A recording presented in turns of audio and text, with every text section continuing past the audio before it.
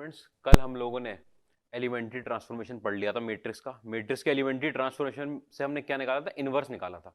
इसका मतलब ये नहीं कि एलिमेंट्री ट्रांसफॉर्मेशन सिर्फ इनवर्स निकालने के लिए यूज होता है।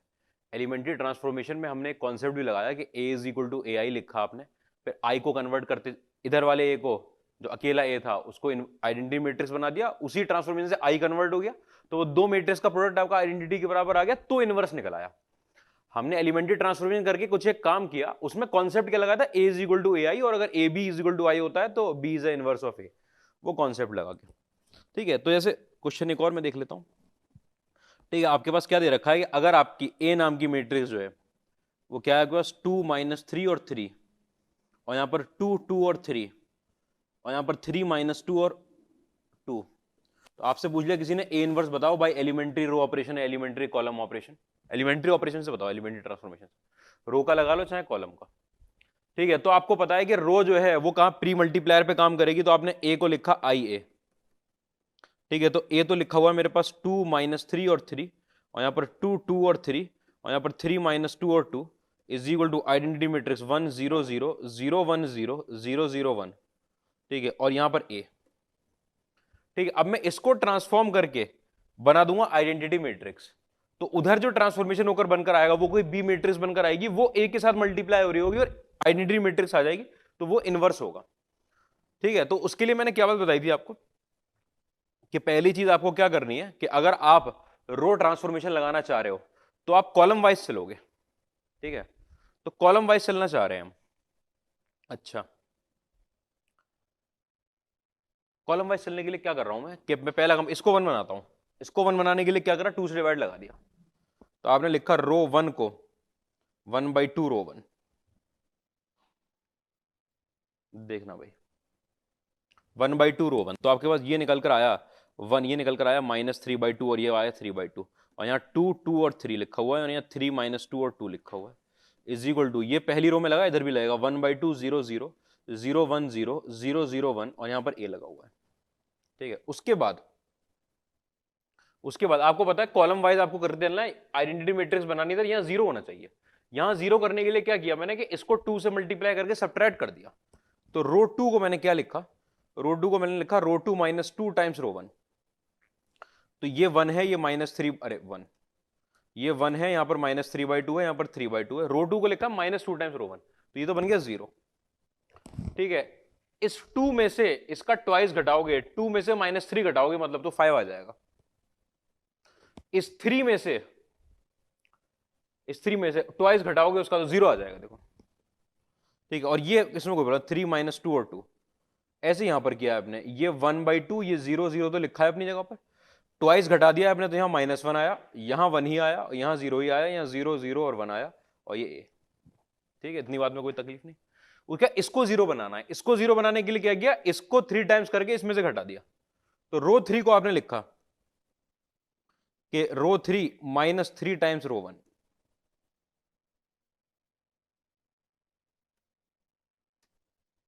रो 3 -3 टाइम्स रो 1। अच्छा, पहली रो तो ऐसे रही 1 -3/2 और 3/2, ये 0 5 और 0, रो 3 में से 3 टाइम्स रो 1 घटाया, इसमें से 3 टाइम वो घटा देना, 0 हो गया, इसमें से उसका 3 टाइम घटा देना है। अच्छा, उसको अगर माइनस वाले को ही घटाओगे तो प्लस में 9/2 आ जाएगा, ढाई बचेगा, प्लस का 5/2, इसमें से उसका 3 टाइम्स घटा दोगे तो 2 में से आप 9/2, 2 में से तो माइनस का 5/2 बचेगा, ठीक है। इज इक्वल टू, ये अपनी जगह पर देखो 1/2 0 और 0 लिखा है, यहाँ -1 1 और 0 लिखा है।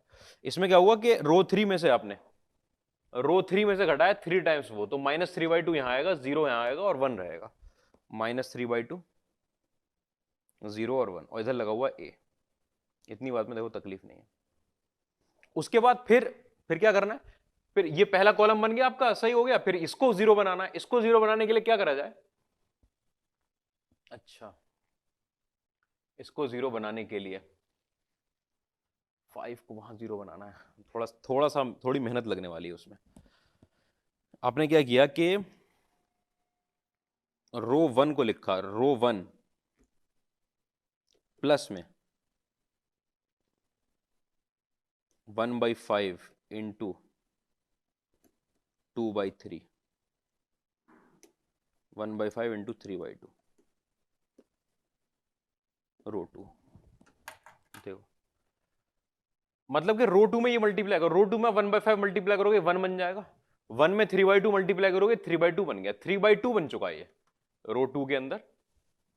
3/2 को इसमें ऐड कर दोगे तो 0 बन जाएगा, तो मतलब आपने 3/10 किया है। तो देखो यहां पर आएगा 1, यहां पर आएगा 0, ठीक है। अच्छा ये तो 0 था पहले से, इसमें आप रो टू में ये मल्टीप्लाई करो, रो टू के स्टम्प में मल्टीप्लाई करते हो 0 ही रहेगा, उसमें ऐड कर दोगे वो 3/2 ही रहा। यहाँ 0, यहाँ 5, यहाँ 0, यहाँ 0, यहाँ 5/2, यहाँ पे -5/2, ठीक है, is equal to 3/10 row two में मल्टीप्लाई करना है, इसके अंदर 3/10 -3/10 वहां ऐड करूंगा, -3/10, 1/2 -3/10, 1/5 आ जाएगा, 1/5। अच्छा 3/10 यहां करना है, 3/10 ऐड करना है, 3/10 ही आ जाएगा ऊपर, ठीक है। यहाँ 0 ही आएगा, ये -1, 1 और 0, ये -3/2, ये 0, ये 1, ये a। इतनी बात में तकलीफ नहीं होगी, देखो ठीक है। उसके बाद क्या करना है, उसके इसको 1 बनाना है, इसको 1 बनाने के लिए क्या किया है कि रो टू में 5 का डिवाइड लगा दो, रो टू को आपने लिखा 1/5 रो टू, ये काम आप पहले भी कर सकते थे, पिछले स्टेप से पहले 1/5 कर दिया। देखो यहाँ पर क्या है आपका 1 0 3/2, यहाँ पर 0 1 0, यहाँ पर 0 5/2 और -5/2, ठीक है, इज इक्वल टू यहाँ 1/5 है अपनी जगह, यहाँ 3/10 है, यहाँ 0 है, यहाँ -1/5 है, यहाँ पर 1/10 1/5 है, 1/5 को मल्टीप्लाई किया ना, यहाँ 0 है, यहाँ -3/2 है, यहाँ 0 है, यहाँ 1 है, ये a। इतनी बात में तकलीफ नहीं। अब आपको इसको 0 बनाना है, मतलब इसको 0 बनाने के लिए क्या करोगे, इसमें 5/2 मल्टीप्लाई करके सब्ट्रैक्ट कर दो, तो आपने R3 को लिखा, ठीक है, R3 - 5/2 R2, 1 0 3/2, 0 1 और 0, ठीक है, ये 0 आया, ये 0 हो गया, 5/2 मल्टीप्लाई करके R3 -5/2, उस पर तो कोई असर नहीं पड़ेगा, इज इक्वल टू यहाँ पर आपका ये 1/5 लिखा है, ये 3/10 लिखा है, ये 0 लिखा है, ये 1/5, ये 1/5, ये 0। 5/2 आपने इसमें मल्टीप्लाई किया है रो टू में, इसमें 5/2 मतलब -1/2, -1/2 को यहाँ घटाओगे प्लस का 1/2 मतलब कि 1 आ जाएगा यहाँ पर। अच्छा उसके बाद इसके अंदर आपने मल्टीप्लाई किया -5/2 मतलब -1/2, यहां पर घटाऊंगा -1/2 को R3 में से तो 1/2 आ जाएगा, और ये तो 1 ही रहेगा, और ये a, ठीक है। ये कॉलम सही हो गया, ये कॉलम सही हो गया। अब इसको 0 बनाना है, इसको 0 किसकी मदद से बनाएंगे, इसकी मदद से, इसकी मदद से। पहले इसको 1 कर देंगे, इसको 1 करने के लिए पहले मैं क्या करता हूं ना, पहले मैं यहां पे 1 कर लेता हूं, अब की बार ये दिखा देते हैं कि पहले यहां 1 कर लिया, वहां करने के बजाय यहां 1 कर लेंगे तो ज्यादा आसानी होती है, आपको अच्छा कोफिशिएंट पता चल जाता है कौन सा है। तो आपने रो 3 को लिखा -2/5 रो 3, -2/5 को मल्टीप्लाई करूंगा, 2 से 2 कटेगा, 5 से माइनस से माइनस, ठीक है। तो देखो क्या आया यहां पर निकल के 1 0 3/2, 0 1 और 0, 0 0 और 1 इज इक्वल टू यहां पर निकल कर आएगा 1/5 3/10, 0 है तो पहले से ये माइनस का 1/5, ये 1/5, ये 0, आपने -2/5 से किया, ये माइनस का 2/5, ये माइनस का 1/5 और ये -2/5 के साथ a। इतनी बात में तकलीफ नहीं, ठीक है। उसके बाद आप इस 3/2 को 0 बनाना है आपको, आपको पता है इस रो 3 में अगर 3/2 मान के ऊपर सब्ट्रैक्ट कर दूं मल्टीप्लाई करके, तो रो 1 को आपने लिखा रो 1 -3/2 रो 3, तो ये 1 0 0 था, ये 0 1 0 था, ये 0 0 1 था, इज इक्वल टू रो 1 को चेंज किया है ना। हाँ भाई 3/2 अगर मैं यहां मल्टीप्लाई करूंगा तो 2 से 2 कट जाएगा, 3/5 आएगा, ठीक है। तो वहां पे 3/5 ऐड हो जाएगा, 3/5 ऐड हो 4/5 बचेगा, 4/5। अच्छा -3/2 को यहां मल्टीप्लाई करोगे, -3/2 को तो बन जाएगा वो 3/10, 3/10, ठीक है। या 3/2 को मल्टीप्लाई कर दोगे तो -3/10 बन जाएगा, और उसे वहां पे सब्ट्रैक्ट कर देना है, तो 6/10 मतलब कि 4/5 वहां बन गया। अच्छा -3/2 मल्टीप्लाई करूंगा मैं तो 3/5 बन जाएगा ऊपर, ठीक है। ये अपनी जगह ठीक है, -1/5 1/5 और 0, और यहां पर -2/5 -1/5, देखो थोड़ी बहुत इसमें मिस्टेक हो सकती है कैलकुलेशन की, आप लोग देख लेना, ये रिगरस मेथड है थोड़ा, ठीक है, लेकिन बोर्ड में क्वेश्चन आ जाता है इससे, इतनी बात में कोई तकलीफ नहीं। बात समझ ली हमने, आंसर यही है आपका 4/5 करके कुछ आया होगा, इसी टाइप का आंसर होगा। खैर ठीक है, ये एक आंसर आ गया आपके पास। ये अगर आइडेंटिटी मैट्रिक्स, आप देखो ना, ये आइडेंटिटी मैट्रिक्स बनी हुई है, ये बी लिखा हुआ है, ये ए लिखा हुआ है, अगर ए बी का प्रोडक्ट आइडेंटिटी मैट्रिक्स दे रहा है तो जो बी आया ये ए का क्या होगा, इनवर्स होगा। ठीक है, मैं आपके सामने एक और लिखता हूं।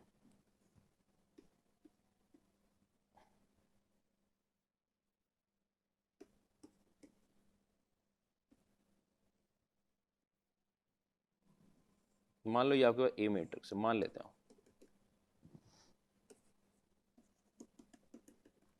ए इनवर्स निकालना है। आपको पता है ये जो मैट्रिक्स है, ये सिंगुलर मैट्रिक्स है, दो रो सेम है, दो रो सेम है, डिटरमिनेंट निकालने जाओगे जीरो आ जाएगा। लेकिन हमें यहां तो पता चल रहा है, यहां तो मैंने दो रो सेम, मैं तो ऐसे एग्जांपल जनरल क्रिएट कर रहा हूं, यहां पे तो दो रो सेम है तो डिटरमिनेंट जीरो होगा। आपको ये देखना है कि ए इनवर्स में आप कैसे पहचानोगे। तो आपने क्या लिखा, आपने वही लिखा ए इज इक्वल टू आई ए, ठीक है, ए को आपने बनाया यहां पर 1 2 और 3, यहां पर 1 2 और 3, यहां पर 0 1 0 इज इक्वल टू यहां पर 1 0 0 0 1 0 0 0 1 के साथ ए लगा हुआ है। ठीक है, आपने क्या किया, आपको इसको आइडेंटिटी मैट्रिक्स बनाना है, तो यहां तो 1 ठीक है, यहां पे 0 बनाना है, रो वन घटा दो रो टू में से, रो टू को लिख दिया आपने रो टू माइनस रो वन। ठीक है, जब आप ये घटाने गए,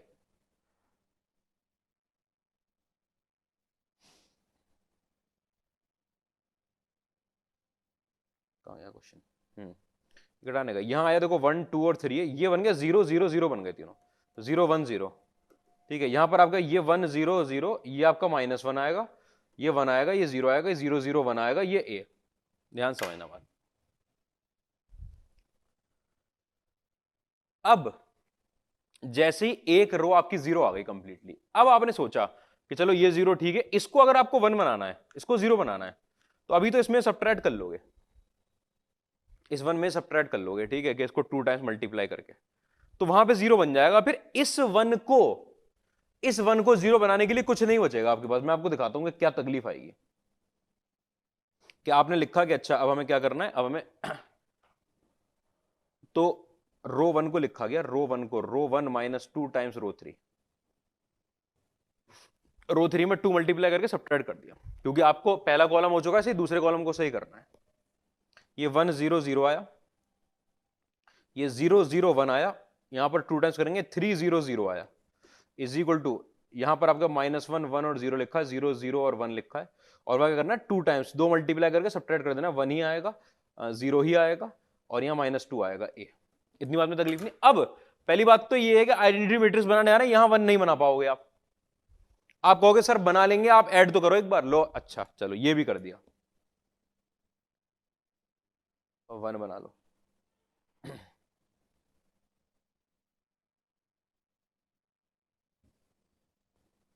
ठीक है, तो रो 1 सॉरी रो 2 को लिखा आपने,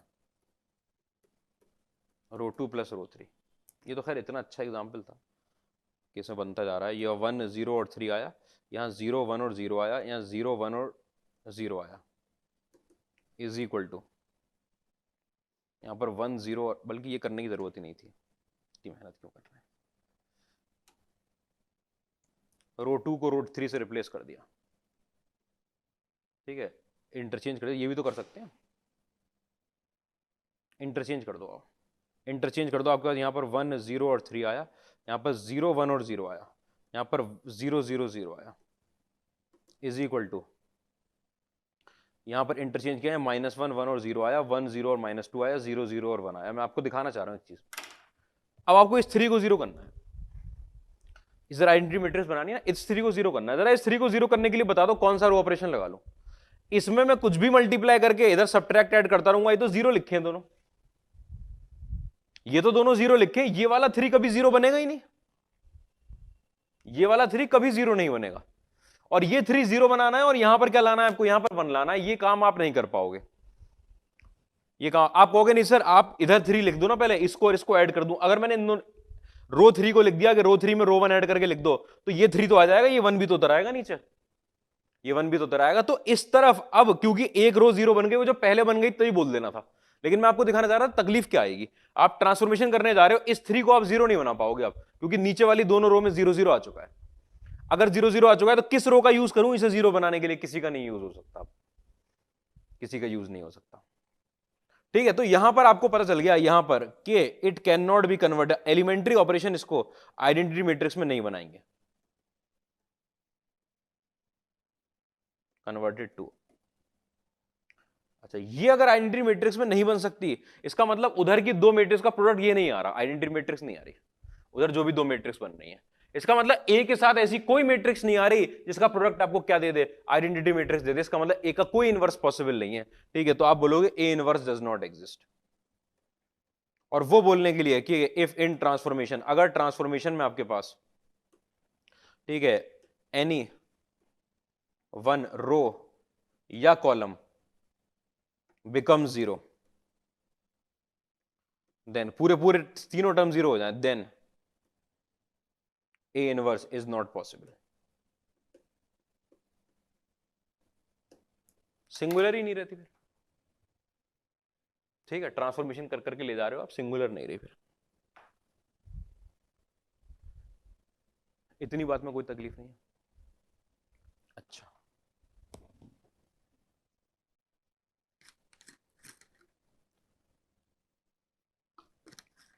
पीछे का राज भी सुन लो। किस स्टेप पे लाऊं राज, आपको किस स्टेप पे दिखाऊं, मैं ये सोच रहा हूं बस। इसी जहां पहली बार आए थे वहीं दिखा देता हूं। पहली बार 0 0 0 कहां पर आए थे? यहां आए थे ना, यहां पे।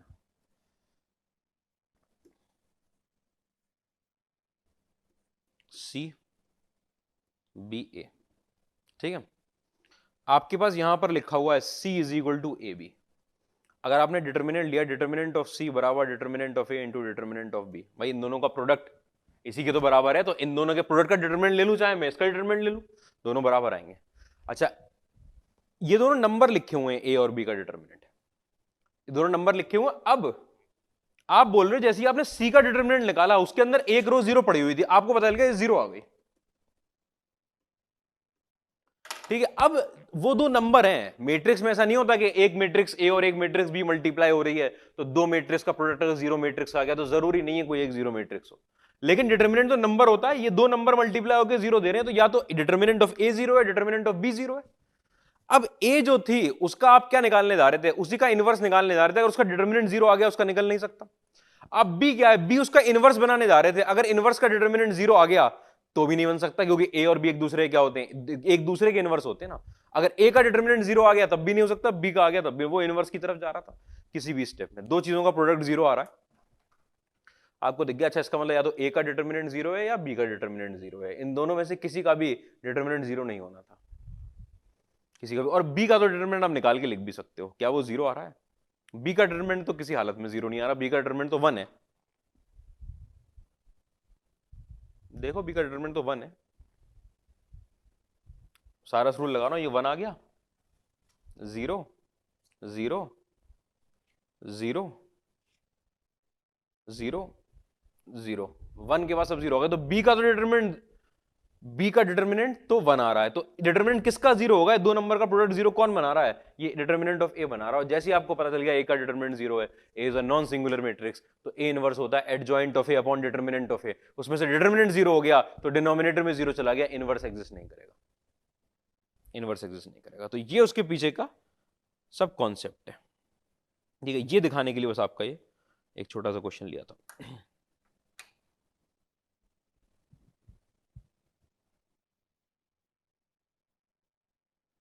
ठीक, उसके बाद आगे बढ़ते हैं।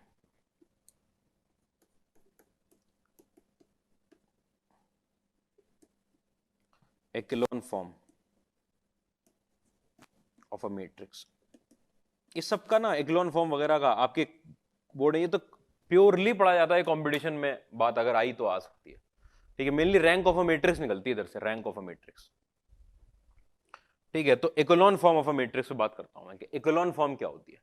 रैंक ऐसे डायरेक्टली बताई जाती है, फिर ये पूरा एक्लोन फॉर्म का प्रोसेस लिखवाया जाता है रैंक निकालने के लिए, कि देखो ऐसे करना है, ऐसे करना है, ऐसे करना है। वो क्या हो रहा होता है? हम एक्लोन फॉर्म में कन्वर्ट कर रहे होते हैं। तो मैंने नाम ही लिखवा दिया, इकोलॉन फॉर्म में कन्वर्ट करते हैं, वहां से फिर चेक होती है कि अच्छा फिर मैट्रिक्स है, रैंक कैसे चेक होगी। नहीं तो रैंक के स्टेप भी लिखवाए जा सकते हैं कि रैंक में पहले ये करो, वो स्टेप क्या होंगे, वो स्टेप यही कन्वर्जन होगा कि इकोलॉन फॉर्म में कैसे कन्वर्ट होती है। तो आप क्या बोलोगे, a matrix is said to B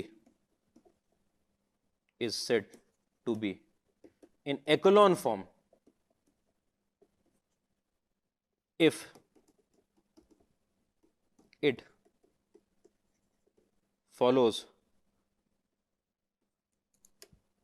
these properties, अगर ये दो प्रॉपर्टी फॉलो करती है, ठीक है। Matrix set to be echelon form if it follows these properties. कौन सी प्रॉपर्टी? पहली क्या है उसके अंदर कि all the zero rows, row की बात होती है यहां पर, जिसके सारे टर्म जीरो हैं, वो वाली रो। इफ एनी लिख देता हूं मैं, इफ एनी, अगर कोई ऐसी रो है, must be at the bottom of matrix. Echelon form एक फॉर्म है, आप किसी भी मैट्रिक्स को कन्वर्ट कर सकते हो। जैसे मैं आपको बताऊं कि आपका 1 2 3 लिखा है, ये 0 0 0 लिखा है, ये 0 1 2 लिखा है, ये है जीरो रो। अभी इकोलॉन फॉर्म नहीं, इकोलॉन फॉर्म तब होगी जब ये नीचे जाएगी। एक पहली बात में तो आप इसके अंदर ट्रांसफॉर्मेशन लगाओगे। कौन सा ट्रांसफॉर्मेशन लगाएंगे सर? कि रो 2 और रो 3 को इंटरचेंज कर देंगे, और इंटरचेंज कर देंगे तो यहाँ पर 1 2 3 आएगा, 0 1 2 आएगा और 0 0 0 आएगा। आपको क्या वो दोनों मैट्रिक्स सेम है? नहीं, मैट्रिक्स एक अरेंजमेंट होता है जिसके सारे कोरस्पॉन्डिंग एलिमेंट सेम होने चाहिए। तो पहली तो के तो सेम है, लेकिन दूसरी के सेम नहीं है, तो इक्वल नहीं है वो। हम तो अलग फॉर्म में कन्वर्ट कर रहे हैं मैट्रिक्स को इकोलॉन फॉर्म में। तो अब वो नीचे चली गई रो, तो ठीक है, तो इकोलॉन फॉर्म की बात करी जा सकती है, इकोलॉन फॉर्म की बात करी जा सकती है, ठीक है। आगे आओ, पहली बात तो ये फॉलो करनी जरूरी, दूसरी के फॉलो करें। The leading non zero entry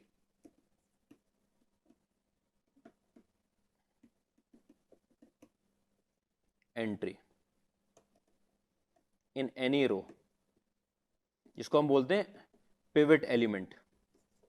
जैसे आप पढ़ना चाहो पाइवट पढ़ना चाहो, पिवट पढ़ना चाहो, पिवट होता है वैसे तो, pivot element of the row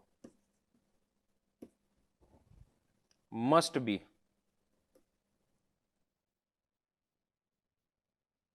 right to the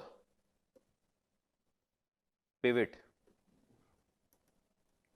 element of preceding row।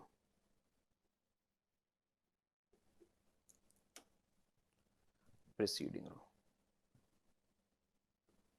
Preceding की स्पेलिंग ही नहीं आती मुझे। अच्छा, डबल सी होता है क्या? चलो ठीक है, प्रीसीडिंग रो, शायद डबल सी होता है,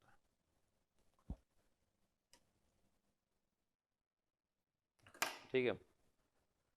the leading non zero entry, leading non zero entry का क्या मतलब है? क्या लिख दिया इतनी भारी इंग्लिश लिख दी कुछ, ये तो रटा हुआ मुझे, ये तो रटा हुआ है, तो लिख दिया मैंने, ठीक है। समझने की बात है ना, ये क्या है, ये थोड़ी रटोगे आपको, ये क्या चल रहा है जिसमें आप बायोलॉजी की तरह रटने लग जाओगे, ऐसा थोड़ी होगा। लीडिंग नॉन जीरो एंट्री, ये लीडिंग कौन सी होती है? लीडिंग जो पहली आए नॉन जीरो एंट्री। तो पहला किधर से देखते हैं? मैट्रिक्स में दोनों तरफ से देख सकते हैं। नहीं, इंग्लिश किधर से लिखते हो? इस तरफ से लिखते हो, उर्दू थोड़ी लिख रहे हो कि उर्दू लिख रहे हो यहां से, इधर से लिखते हो ना इंग्लिश, तो इधर से पहला दूसरा तीसरा लिखोगे, देखोगे। तो जो पहली नॉन जीरो एंट्री आए किसी भी रो में, वो कैसी होनी चाहिए? वो आनी चाहिए राइट पे। वो जो पहली नॉन जीरो एंट्री होती है वो क्या कहलाती है? पिवट एलिमेंट, ठीक है। Must be right to the pivot element of the preceding row, ठीक है। ये राइट टू द का क्या मतलब हुआ, मैं आपको बताता हूं, मैं आपको समझाता हूं।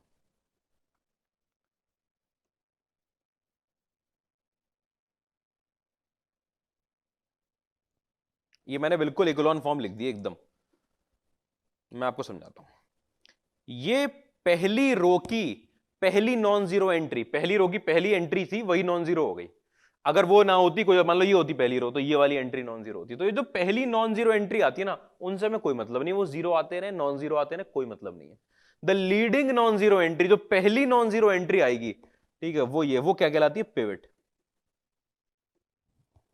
ठीक है। अब इसका हिंदी मतलब समझो बस, कि इसके अगले रो का जो पिवट एलिमेंट आएगा, पिवट एलिमेंट कौन सा होता है? जो पहली नॉन जीरो एंट्री होती है। पहली नॉन जीरो एंट्री, वो अपनी पिछली रो के must be to the right of the pivot element of the preceding row, कि पिछली रो का पिवट एलिमेंट अगर यहां था तो अगली रो का पिवट एलिमेंट उसके नीचे नहीं आ सकता, उसके लेफ्ट में नहीं आ सकता, कहां आएगा, उसके राइट में आएगा। आप कहोगे सर लेफ्ट में कैसे आ जाता, मैं दिखाता हूं आपको। 0 1 0 1 2 3 0 0 5 मान लो ऐसे लिखा है। पहली रो को आपने देखा, पहली रो की जो नॉन जीरो एंट्री आ रही है पहली वाली, वो ये है, ये पिवट एलिमेंट हुआ पहले वाले का। लेकिन तो दूसरे वाले का इकोलॉन फॉर्म तब बनेगी, इकोलॉन फॉर्म तब बनती है कि जो दूसरे वाले का पिवट एलिमेंट आए वो यहां पर आए, कि pivot element the leading non zero entry must be right to the pivot element, कि अगली रो की जो नॉन जीरो एंट्री आती है वो इसके राइट में आनी चाहिए। लेकिन आपको पता है पहली नॉन जीरो एंट्री नहीं है ये, इसमें की तो पहली नॉन जीरो एंट्री इसके लेफ्ट में आ गई, या इसके नीचे भी आ जाती। इसके नीचे का भी एग्जांपल लिख ही देता हूं।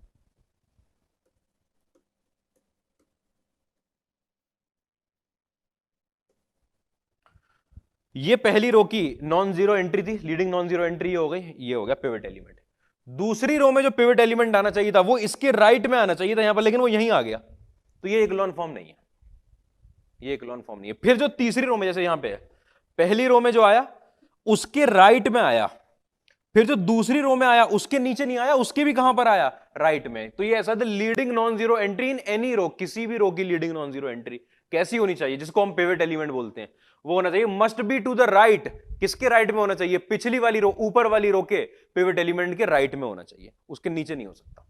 तो ये तो परफेक्ट एग्जांपल होता है इकोलॉन फॉर्म का, कि भाई ये 1 है, ये पिवट एलिमेंट हो गया पहली नॉन जीरो एंट्री, अगली नॉन जीरो एंट्री जो आ रही है वो अगली वाली रो की जो नॉन जीरो एंट्री वो इसके राइट में है, फिर उसकी अगली वाली रो की जो नॉन जीरो एंट्री वो इसके राइट में है। अगर यही ऐसे लिख जाए, ये नहीं है इकोलॉन फॉर्म, ये नहीं है। क्यों, यहां पे पिवट एलिमेंट, ये पहली रो का पिवट है और ये दूसरी रो का पिवट हो गया। अभी जो पिवट एलिमेंट आ रहे हैं भैया, इसका तो आया यहां पर, अगर इकोलॉन फॉर्म लेनी थी तो उसका वाला अगला वाला यहां आना चाहिए था, लेकिन ऐसा नहीं हुआ। मैं आपको एग्जांपल दूं, तो लीडिंग नॉन जीरो एंट्री क्या होती है, पिवट एलिमेंट।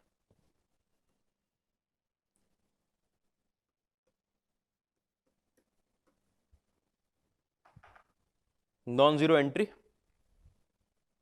पहली नॉन जीरो एंट्री है, ये बन गया पिवट पहली रो का।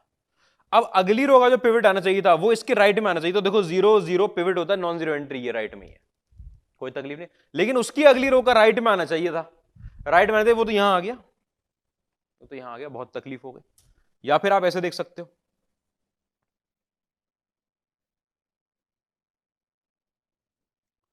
वो परफेक्ट एग्जांपल इकोलॉन फॉर्म का, कि पहली प्रॉपर्टी क्या आती है कि कोई भी जीरो वाली रो कहां लगी हुई हो, नीचे लगी हुई हो, सबसे नीचे लगी हुई है।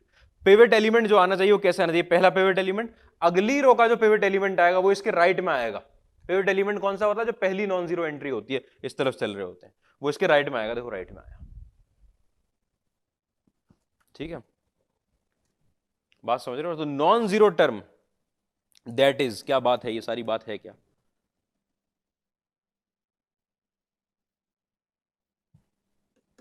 that is the non-zero term of second row must be to the right of non-zero term of first row, and non-zero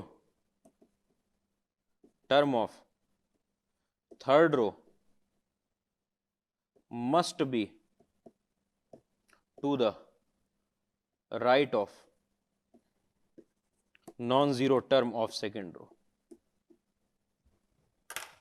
the non zero term of second row, second row का जो नॉन जीरो टर्म होगा वो कहां, पहला non zero term वो कहां होना चाहिए, राइट में होना चाहिए, जो पहली वाली रो का, to the right of the non zero term of first row. पहली वाली रो में जो पहला नॉन जीरो टर्म आया था, पहले नॉन जीरो टर्म की बात हो रही है, पिवट की बात हो रही है।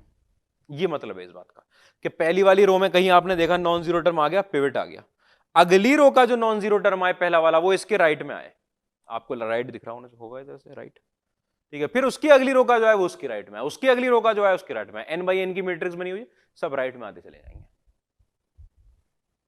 आप कहोगे स्क्वायर मैट्रिक्स में ये करना है, स्क्वायर मैट्रिक्स में तो हमें काम रहता है किसी भी मैट्रिक्स को इकोलॉन फॉर्म में कन्वर्ट कर लो, ठीक है, इतनी बात में तकलीफ नहीं, ये होता है इक्लोन फॉर्म का एग्जाम्पल। और जो आपका सबसे फेमस एग्जाम्पल है वो है ये, अरे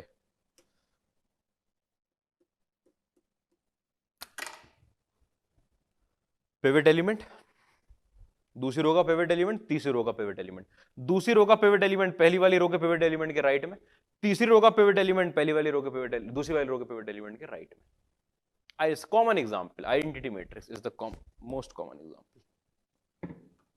मैं आपको दिखाऊं सर, और दिखाओ एग्जाम्पल।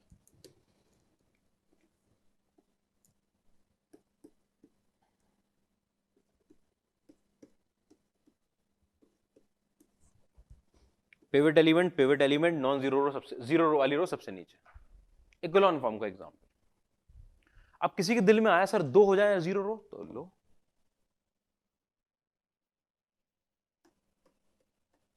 मान लो ऐसे, क्या इक्लोन फॉर्म? बिल्कुल इक्लोन फॉर्म है।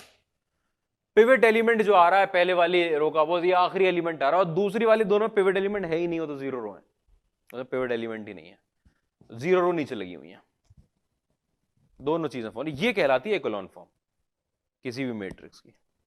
क्या चीज होती है इक्लोन फॉर्म, यही देख रहे थे हम इतनी देर से।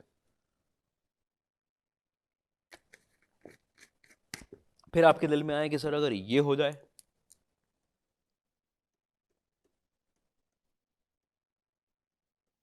क्या ये इक्लोन फॉर्म है? बिल्कुल 100% इक्लोन फॉर्म है।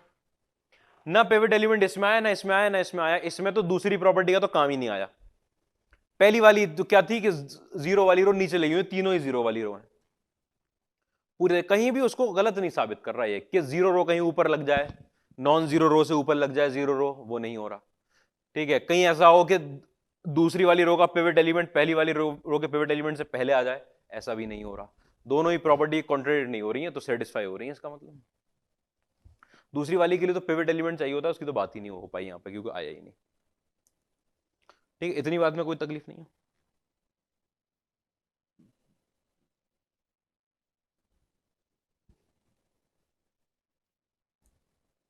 आओ,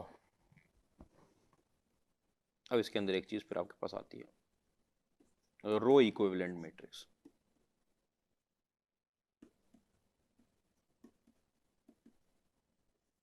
क्या चीज होती है रो इक्विवेलेंट मैट्रिक्स? अब मैं पहले समझा दूं आपको कि अगर कोई मैट्रिक्स है आपके पास, इसके अंदर आपने एलिमेंट्री ट्रांसफॉर्मेशन, रो ट्रांसफॉर्मेशन लगाते चले गए, तो कोई और एक मैट्रिक्स आ जाएगी, चार चार लगा दी।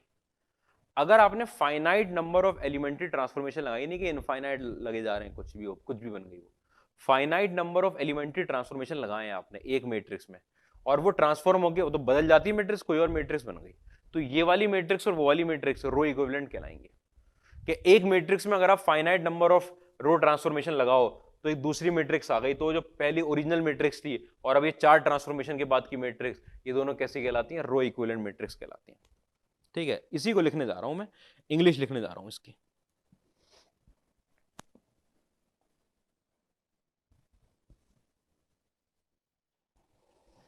क्या लिखें?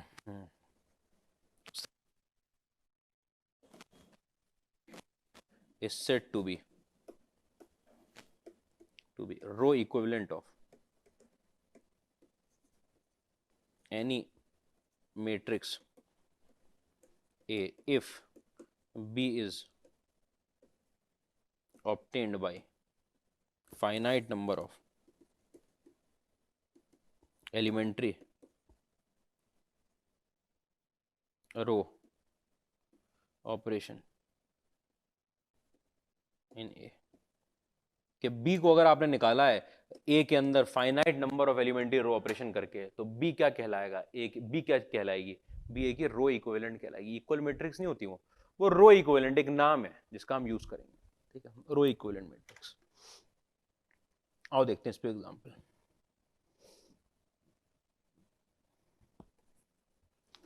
A1 आपके पास दे रखा है कितना, 1 1 और -1, और 0 -1 और 3 और 0 -6 और 7। ठीक है, और A आपको मैट्रिक्स दे रखी है, क्या दे रखी है? A मैट्रिक्स 1 1 और -1, 2 1 और 1 और 5 -1 और 2, ठीक है, is A1 row equivalent to A। क्या A1 जो है वो A की रो इक्विवेलेंट है? अगर A1 को A का रो इक्विवेलेंट माना, इसका मतलब A1 कैसा है? अगर A1 रो इक्विवेलेंट है, इसका मतलब A के ऊपर अगर मैं फाइनाइट एलिमेंट्री ट्रांसफॉर्मेशन लगाऊंगा तो A1 अगर आ जाए कहीं 3-4 लगाने के बाद तो इक्विवेलेंट है और नहीं तो नहीं है। ठीक है, लगाएं। अच्छा, आपको पता है कि A1 को रो इक्विवेलेंट बनाना है आपको, मतलब A1 ऑब्टेन होनी चाहिए। कैसे ऑब्टेन होनी चाहिए A1? कि A पे एलिमेंट्री ट्रांसफॉर्मेशन लगाएं, तो A से हम इसकी तरफ जाने की कोशिश करते हैं। ठीक है, तो आपने A को उठा लिया, आपने ट्रांसफॉर्मेशन लगाया। ट्रांसफॉर्मेशन कुछ इक्वल टू करके नहीं लगाए जाते, हवा में लग रहे हैं ट्रांसफॉर्मेशन सीधा A पर, कि आपको यहां 0 0 बनाना है। इसका मतलब आपने A1 के अंदर आपने क्या किया, आपने लिखा है रो 2 को रो 2 -2 टाइम्स रो 1। ठीक है, रो 2 को रो 2 -1 1 और -1 बन गया, यहां पर 0 बन गया, 2 टाइम्स घटाया तो -1 बन गया, 2 टाइम्स घटा दिया तो यहाँ 3 बन जाएगा। ठीक है, ये आपका क्या बना हुआ है, ये 5 ही है, ये -1 ही है, ये 2 है। यहां से उसका A का रो इक्विवेलेंट ये आया, ये रो की ये A की रो इक्विवेलेंट मैट्रिक्स। क्यों रो इक्विवेलेंट क्यों है? क्योंकि ये कैसे ऑब्टेन हुई है, ये A मैट्रिक्स के अंदर आपका, अरे A1 में नहीं लगाना था, A में लगाना था। A मैट्रिक्स के अंदर एक elementary transformation, finite number of elementary transformation लगाने के बाद ये ऑब्टेन हुई है, ये उसकी रो इक्विवेलेंट मैट्रिक्स। फिर आपने क्या किया, फिर आपने इसको इस 5 को ये बनानी है आपको, तो A1 बना के देखनी है, उसमें 5 था, इसको 0 बनाना है, यहां पर 0 बनाना। आपने रो 3 को लिखा, रो 3 को रो 3 -5 टाइम्स रो 1। ठीक है, तो आपकी इसकी इक्विवेलेंट मैट्रिक्स कौन सी आ जाएगी? देखो, ये 1 1 और -1 लिखा है, ये 0 -1 और 3 लिखा हुआ है, ये तो बन जाएगा 0। 5 टाइम इसको 5 से मल्टीप्लाई करके घटा दूंगा तो -6 आ जाएगा। इसको 5 से मल्टीप्लाई कर -5 को घटा दूंगा उधर तो 7 आ जाएगा। ठीक, और ये किसके बराबर आ गई आपके A1 के बराबर, यही चीज थी A1। तो जब आपने दो एलिमेंट्री रो ट्रांसफॉर्मेशन लगाए तो A कन्वर्ट हो गई A1 में। अगर finite number of elementary transformation में एक मैट्रिक्स दूसरे में कन्वर्ट हो जाती है तो वो जो दूसरी वाली है वो उसकी क्या कहलाती है, रो इक्विवेलेंट कहलाती है पहले वाले की। तो A1 जो है वो रो इक्विवेलेंट है A के। इज ये क्वेश्चन था आपका, क्या A1 जो है वो रो इक्विवेलेंट है A के? एलिमेंट्री ट्रांसफॉर्मेशन लगाया आपने, आपने निकाल के देख लिया, हाँ बिल्कुल 100% है।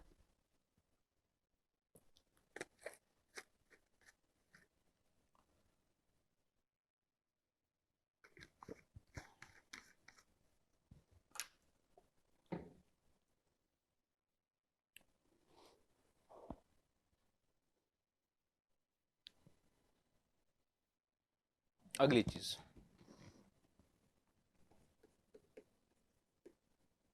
ऑगमेंटेड मैट्रिक्स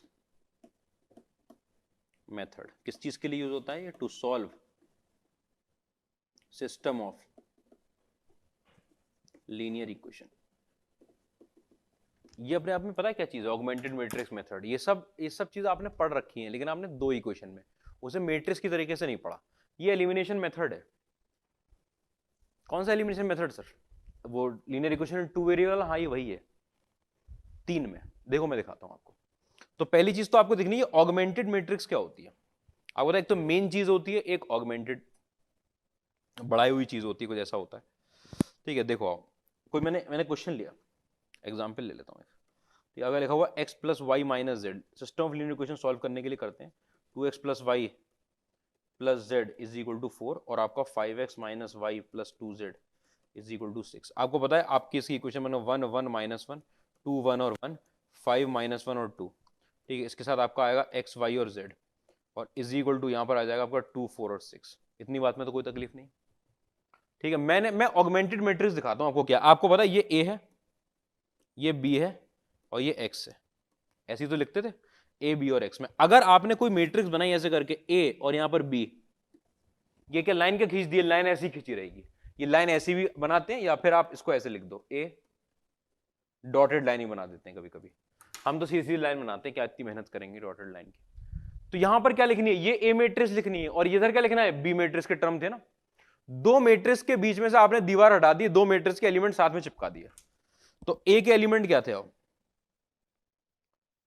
क्या कर रहे हो? ये नई चीज आपके लिए, ये 1 1 और -1 था, ये 2 1 और 1 था, ये 5 -1 और 2 था, ये आपने बीच में ये लाइन बना दी, ठीक है, और यहाँ पर 2 4 और 6 लिख दिया, ठीक है, ये लिख दिया आपने।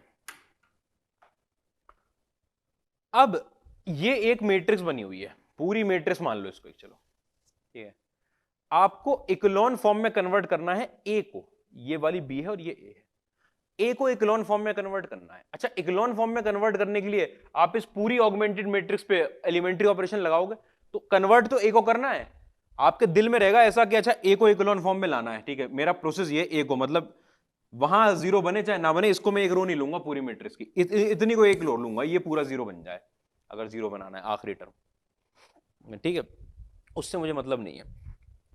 अच्छा, तो क्या करना है, ये ए जो मैट्रिक्स थी इसको करना है इक्लोन फॉर्म में कन्वर्ट यहां पर, लेकिन इक्लोन फॉर्म में कन्वर्ट करने के लिए जो आप एलिमेंट्री ट्रांसफॉर्मेशन लगाओगे वो पूरे में लगेंगे, पूरी 3/4 में लगेंगे। तो एलिमेंट्री ट्रांसफॉर्मेशन जो लगेगा वो तो पूरी मैट्रिक्स में लगेगा, पूरी ऑगमेंटेड मैट्रिक्स में लगेगा वो, ठीक है, लेकिन आप इक्लोन फॉर्म में किसको कन्वर्ट करोगे, वो लगता पूरे में रहेगा, लेकिन इक्लोन फॉर्म ध्यान किस पे रखना है आपको, इक्लोन फॉर्म के लिए ए पे ध्यान रखना है, ठीक है। तो आप क्या करोगे, मेथड क्या है आपके पास, method convert A into echelon form, echelon form by elementary transformation. कौन सा elementary transformation, elementary row transformation से। तो एलिमेंट्री रो ट्रांसफॉर्मेशन में आपको, वो तो आप अभी इनवर्स निकालने के लिए कर चुके हो, हमको क्या चलना है, कॉलम वाइज चलना है, तो इसको जीरो बनाना है मुझे, ठीक है। तो मैंने लिखा R2 को R2 माइनस 2 टाइम्स R1, 1 1 -1 इधर 2, ये बन गया 0, ये बन गया -1, ये बन गया 3, ये बन गया 0, यहां पर 5 -1 और 2 और यहां पर 6, एक स्टेप चेंज उसमें भी हो रहा है, लेकिन आप इक्लोन फॉर्म में किसको कन्वर्ट करोगे, इसको सिर्फ,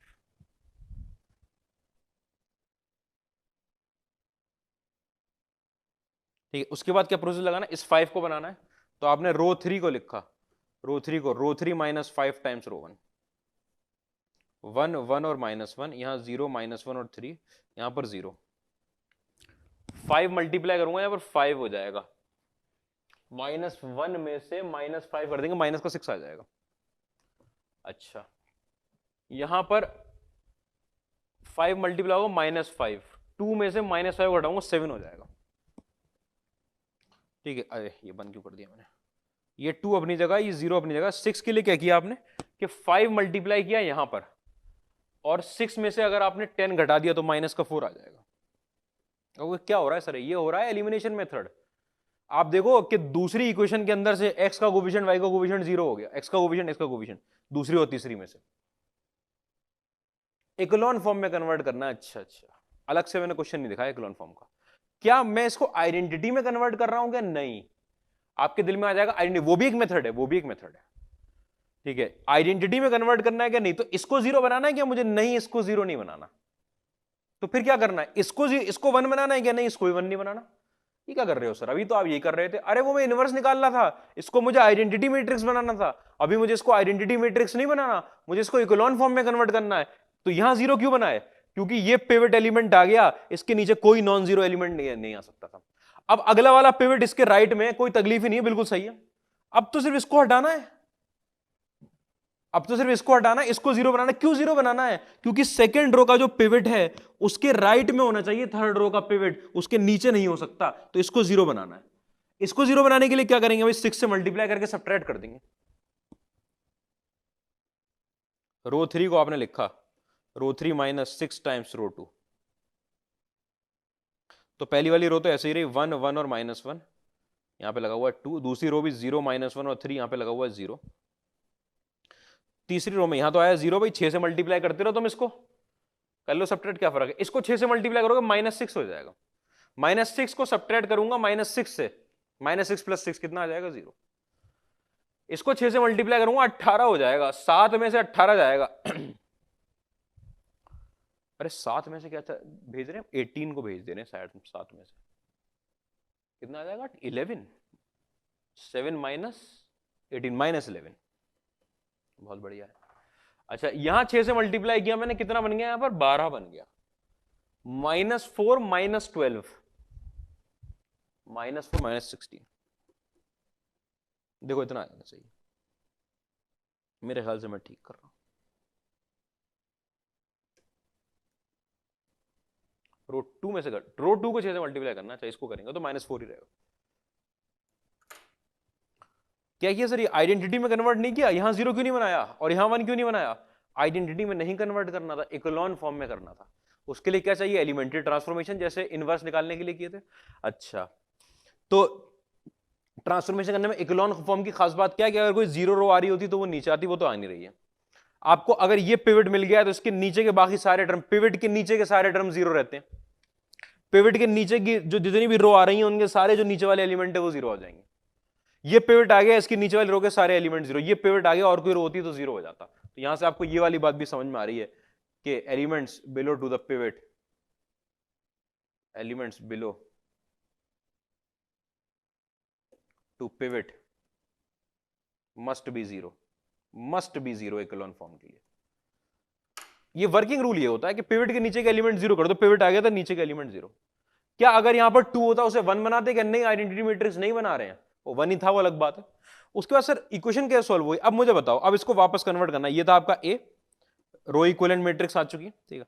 आप इसको, आपको पता है ये x का कोएफिशिएंट था, ये y का था, वो z का था। इक्वेशन देखना एलिमिनेशन में, x plus y minus z is equal to 2, यहां पर आपका minus y plus 3z is equal to 0, और यहां पर आपका minus 11z is equal to -4। Eliminate हो गया यहां से x और y और यहां से x। यहां से आप z की वैल्यू निकालोगे 4/11, उस z की वैल्यू को यहां पुट करोगे, y की वैल्यू आएगी, z और y की वैल्यू पुट कर दोगे, x की वैल्यू आ जाएगी, सब्स्टिट्यूशन कर देंगे, उसके बाद सब्स्टिट्यूशन कर देंगे। तो यहां पे हुआ एलिमिनेशन। तो हुआ क्या है असल में, एलिमिनेशन हुआ है। अच्छा यहां पर एलिमिनेशन, कैसा एलिमिनेशन है मैं बताता हूं कैसा एलिमिनेशन है, खास नाम के साथ एलिमिनेशन है। इस एलिमिनेशन को हम बोलते हैं गॉसियन एलिमिनेशन।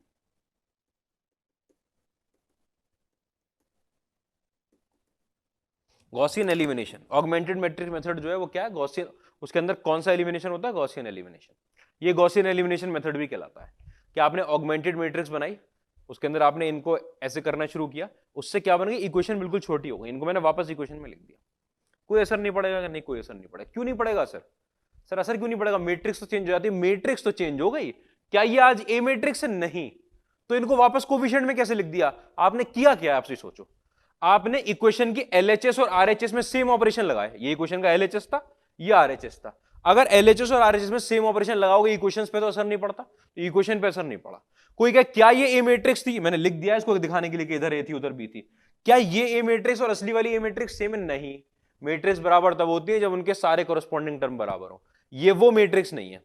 ये मान लो इसे कोई ए डैश बी डैश लिख लेना आप चाहो तो आंसर सेम कैसे आया वापस इक्वेशन में? कैसे? क्योंकि आपने इक्वेशन के दोनों साइड ऑपरेशन लगाए हैं। दोनों साइड ऑपरेशन लगा सकते हो, दोनों साइड ऑपरेशन लगाए, ठीक है। इतनी बात में तो कोई तकलीफ नहीं है, इजी टू सॉल्व सिस्टम हो जाएगा फिर, ठीक है। तो नेक्स्ट एक क्वेश्चन ले लेते हैं इसके ऊपर। चलो क्या, solve the system of equation, equation by Gaussian elimination. क्या सिस्टम आपके पास 2x plus y minus z is equal to 2 है, 2x plus y minus z is equal to, और x plus 3y plus 2z is equal to 1 है, और x plus y plus z is equal to 2 है, ठीक है। Gaussian elimination, तो पहले तो ऑगमेंटेड मैट्रिक्स बनाएंगे। ऑगमेंटेड मैट्रिक्स कैसे बनाओगे आप? यहाँ पर 2 1 -1 और यहाँ पर 2, और यहाँ पर 1 3 2 और यहाँ पर 1 और यहाँ पर 1 1 1 और 2, ठीक है। क्या करना है आपको? पिवट दे रखा है, ये पिवट है, इसके नीचे के दोनों 0, फिर इसे पिवट, नीचे का 0 नीचे का 0। आ जाओ भाई, क्या कराऊंगा इसके अंदर? इसके अंदर ये लगाता हूं मैं कि R2 को आपने लिखा R2 माइनस 1/2 R1, कि R1 का हाफ कर दूंगा तो 1 बन जाएगा, इसमें सब्ट्रैक्ट कर देते हैं। तो ये क्या बन गई आपके पास? 2 1 -1 तो अपनी जगह पर, यहां पर भी 2 है। R2 में लिखा, ये 0 बन गया। 3 माइनस 1/2 मतलब 5/2 आया। अच्छा 2 प्लस 1/2, ये भी 5/2 आया, प्लस हो जाएगा उधर। अच्छा, हाफ के यहाँ 0 बन जाएगा, ये तो 1 1 1 और यहाँ पर 2। इसके अंदर क्या करेंगे, इसके अंदर अब उसके नीचे वाला 1 को 0 बनाना है, उसको 0 बनाना है, फिर आपने R3 को लिखा R3 minus 1/2 R1, R3 minus 1/2 R1 करें। देखो ये 2 लिखा है, ये 1 लिखा है, ये -1 लिखा है, यहाँ पर 2 लिखा है, यहाँ पर 0 लिखा है, यहाँ 5/2 लिखा है, यहाँ 5/2, यहाँ 0।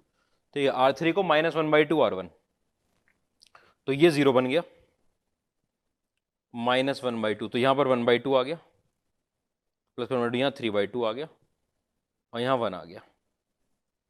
ठीक है, तो ये पिवट था, इसके नीचे के, इसको 1 नहीं बनाना, आइडेंटिटी मैट्रिक्स नहीं बना रहे हैं इसमें, पिवट के नीचे के दोनों 0, ये पिवट है अगली वाली का, इसके नीचे वाला 0 होना है, इसके नीचे वाला 0। अच्छा, इसके नीचे वाले को 0 करने के लिए इसको मल्टीप्लाई करूं, पहले तो मैं ऐसा करता हूं ना, मैं और बढ़िया कर देता हूं इक्वेशन को। मैंने क्या किया, मैंने R2 को लिख लिया 2/5 R2, एलिमेंट्री ऑपरेशन लगाया है, रो इक्विवेलेंट रहेगी। R2 को मैंने 2/5, तो ये बन गया 2, ये 1, ये -1, ये 0 1 और 1, यहाँ पर 0 1/2 और 3/2, कोई फर्क नहीं पड़ेगा क्योंकि दोनों तरफ कर रहे हैं। यहाँ पर 2, यहाँ पर 0 और यहाँ पर 1। तो ये 1 क्यों लिखा है, 1 इसलिए लिखा है, या 1 बन गया, 1/2 करना बहुत आसान है, कि अब आपको नीचे वाला 0 बनाना है, उसका आधा 1/2 से मल्टीप्लाई करो रो 2 को, रो 3 में सब्ट्रैक्ट कर दो। तो रो 3 को आपने लिखा रो 3 माइनस 1/2 रो 2,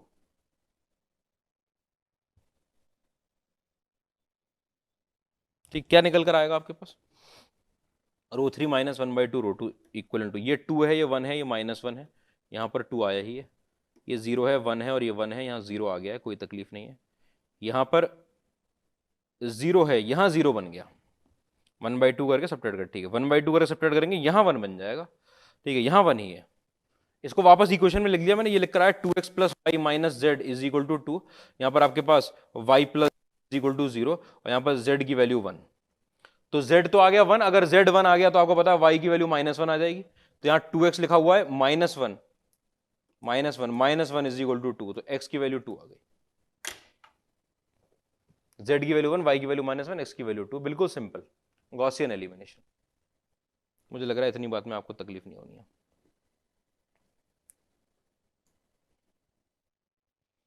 ठीक है, फिर इसी तरीके से एक एलिमिनेशन होता है Gauss Jordan elimination. Gaussian elimination को जॉर्डन साहब आए, इन्होंने कुछ नहीं, इन्होंने बकवास करी सिर्फ। इन्होंने क्या किया कि गॉसियन एलिमिनेशन में तो आप ऑगमेंटेड मैट्रिक्स में क्या करते थे कि इस तरफ इक्लोन फॉर्म बनाते थे, इन्होंने कहा नहीं इक्लोन फॉर्म मत बनाओ, इस तरफ आइडेंटिटी मैट्रिक्स बना दो। अब आप सोचो आराम से, अगर इधर आइडेंटिटी मैट्रिक्स बन गई, ठीक है, तो यहां पर 3 टर्म आ जाएंगे, मान लो एबीसी आ गया, तो आपको पता है x is equal to a हो जाएगा, y is equal to b हो जाएगा और z is equal to c हो जाएगा। भाई इक्वेशन लिखूंगा ना, x का कोफिशिएंट ये, y और z के 0 0 है, x का 0 है, z का 0, y का 1 है, डायरेक्ट x y z की वैल्यू निकल कर आएगी अगर आप गॉस जॉर्डन निकाल लो। लेकिन उसके अंदर क्या करना पड़ता है कि आपको ये सब 0 0 करने पड़ेंगे, ये 1 बनाने पड़ेंगे, इसका मतलब आपको ज्यादा एलिमेंट्री ट्रांसफॉर्मेशन यूज करने पड़ते हैं, काम वही करना है बिल्कुल। तो इसलिए गॉस के साथ जॉर्डन साहब ने क्या कहा कि नहीं, हम इकोलॉन फॉर्म में ना कन्वर्ट करके इसको आइडेंटिटी मैट्रिक्स में ही कन्वर्ट कर लेंगे, इसको आइडेंटिटी मैट्रिक्स में ही कन्वर्ट कर लेंगे। ठीक है, करना क्या है, क्वेश्चन दे देता हूं मैं गॉस जॉर्डन से।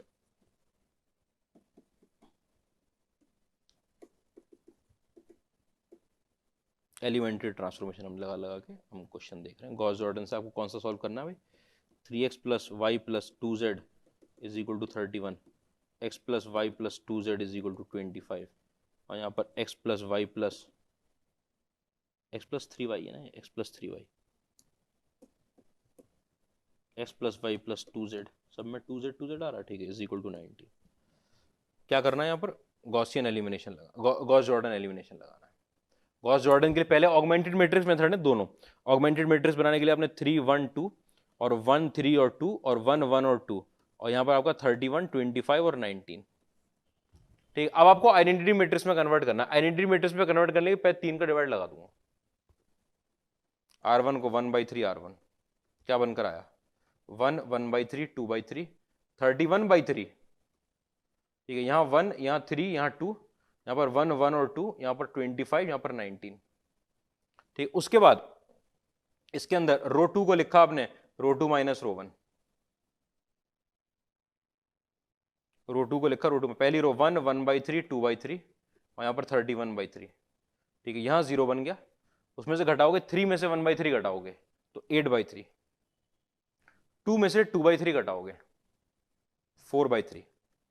ठीक है, यहाँ पर 1 1 और 2 और यहाँ पर आपका R2 में 25 में से, अच्छा 75 माइनस 31 कितना आएगा 44/3 19। इसको क्या करना है, इसको भी 0 बनाना है। रो 3 में से रो 1 घटा दो, रो 3 माइनस रो 1, रो 3 को लिख दिया आपने रो 3 माइनस रो 1।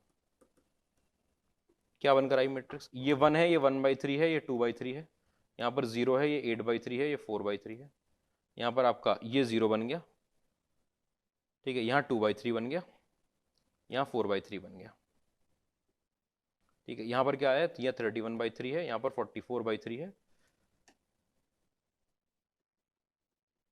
19 में 31/3 घटाओगे, अच्छा 57 माइनस 31 26/3। ठीक है, इतनी बात में कोई तकलीफ नहीं। अच्छा क्या करते हैं, मैं क्या करता हूं ना कि 3/8 से मल्टीप्लाई कर देता हूं रो 2 को। पहला काम मैं ये कर रहा हूं, रो 2 को मैंने लिखा 3/8 इंटू रो 2।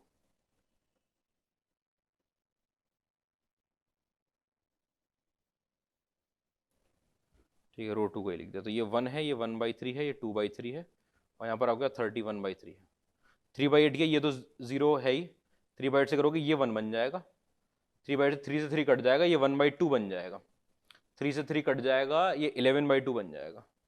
ठीक है, यहाँ 0 लिखा है, यहाँ 2/3 लिखा है, यहाँ 4/3 लिखा है, यहाँ 26/3 लिखा है। इतनी बात में कोई तकलीफ नहीं है। ठीक है, अब आपको क्या करना है, ऊपर वाले को आपको 0 बनाना है। 0 बनाने के लिए क्या करूंगा, 1/3 से मल्टीप्लाई करके सब्ट्रैक्ट कर दूंगा। रो 1 को आपने लिखा रो 1 माइनस 1/3 रो 2,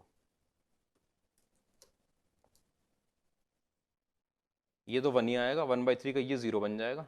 1/3 से मल्टीप्लाई करूंगा तो 1/6, 2/3 में से 1/6 जाएगा, अच्छा 4/6 में से 1/6 जाएगा, 3/6 बचेगा, 1/2 बचेगा ऊपर, 1/2। ये 0 1 और 1/2 है। अच्छा इधर क्या हुआ, 1/3 से मल्टीप्लाई करके मतलब 11/6 से मल्टीप्लाई करके मतलब वहां 62 बनेगा, 62 में से 11 घटाएंगे तो 51/6। 31/3 51/6, यहाँ पर 0 2/3 और 4/3 और यहाँ पर 26/3। इतनी बात में कोई तकलीफ नहीं है। ठीक है, अब आपको इसको हटाना है। इसको हटाने के लिए क्या करो कि 2/3 से मल्टीप्लाई करो, सब्ट्रैक्ट कर दो। आपने क्या किया, रो 3 को लिखा रो 3 माइनस 2/3 रो 2, ये तो 1 1/3 और 2/3 है, यहाँ पर आपका 31/3 है, यहाँ पर 0 1 और 1/2 है, यहाँ पर 11/2 है, यहाँ पर 0 ही आएगा। आपने क्या किया, 2/3 से मल्टीप्लाई किया है उसको और घटा दिया, 0 बन गया। 2/3 से मल्टीप्लाई करेंगे 1/3 घट गया, 1 आ गया यहाँ पर। अच्छा यहाँ पर क्या आया, 2/3 से मल्टीप्लाई होने पर 11/3 घट रहा है इसमें से, 11/3, 11 घटा तो 15, 15/3 मतलब 5 बचा। इतनी बात में तकलीफ नहीं होगी, यहाँ 1 बन गया अब। ठीक है, अरे ये 0 नहीं बनाया हमने अभी तक, 0 बना दिया था ना उधर, हाँ सही लिखा तो 1/2 था ना ऊपर, 1 ये यहाँ 1/2 था, ये 0 था, ये 31/3,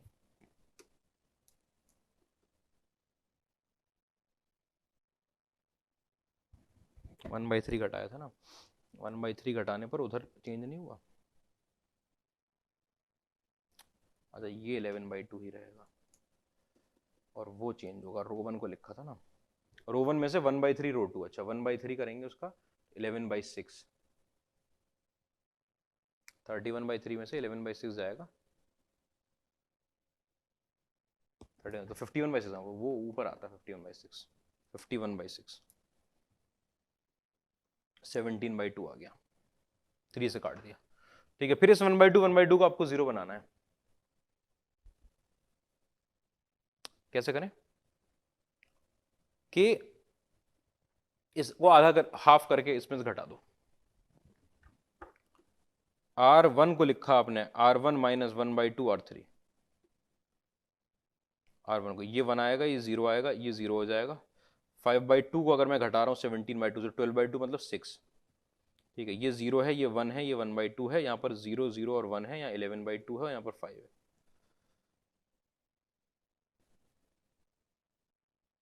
ठीक है, उसके बाद ये 1/2, तो आपने R2 को लिखा R2 माइनस 1/2 R3। ठीक है, 1/2 R3 लिख दिया। अब देखो ये रो 2 लिख रहे हो ना, ये 1 0 0 आया, यहाँ पर 6 आया, यहाँ पर 0 आएगा, यहाँ 1 आएगा, यहाँ 0 बन जाएगा, और हाफ घटाना 5/2 घटा दोगे 11/2 में से, 11/2 6/2 मतलब 3 आ जाएगा। ठीक है, और यहाँ पर 0 0 1 बना हुआ है, यहाँ पर 5 बना हुआ है। यहाँ से आपको पता है कि ये x के कोफिशिएंट y के कोफिशिएंट z के थे, दोनों तरफ लगाया, x की वैल्यू 6 आ गई, y की वैल्यू 3 आ गई और z की वैल्यू 5 आ गई। डायरेक्टली निकल आता है, x की वैल्यू 6, y की वैल्यू 3 और z की वैल्यू 5। ठीक है, तो आइडेंटिटी मैट्रिक्स में कन्वर्ट कर लो तो गॉस जॉर्डन, इसको इकोलॉन फॉर्म में कर लेते तो गॉसियन एलिमिनेशन। दोनों बात में आपको तकलीफ नहीं होनी चाहिए। ये अब मैं आपको बता दूं एक बार, ना गॉस जॉर्डन का आपको काम है, ना गॉसियन एलिमिनेशन का आपको काम है, तो मैं ये टाइम वेस्ट क्यों कर रहा हूं? मैं टाइम वेस्ट कर रहा हूं सिर्फ रो ऑपरेशन की प्रैक्टिस करवाने के लिए, रो ऑपरेशन की प्रैक्टिस करवाने के लिए। इसका काम हमको कहां पड़ेगा सर? इसका काम पड़ेगा आपको इंजीनियरिंग में, ये पढ़ते हो आप फर्स्ट ईयर में। सिर्फ किसकी इकोलॉन फॉर्म में कन्वर्ट कैसे करना है, ये रो ऑपरेशन कैसे लगाने हैं आपको। अच्छा, इन रो ऑपरेशन का काम है, इन रो ऑपरेशन का काम है रैंक निकालने का, और रैंक के क्वेश्चन आ सकते हैं, रैंक आपके कोर्स में। इतनी बात में क्लैरिटी हो अगर, तो मैं आ जाऊं फिर अगला टॉपिक डाल दूं आपके सामने, रैंक ऑफ अ मैट्रिक्स, जो हमारे लिए काम का है। रैंक ऑफ अ मैट्रिक्स क्या चीज होती है? Rank of a matrix, rank of a matrix होती है, it is number of non zero rows in echelon form of a matrix।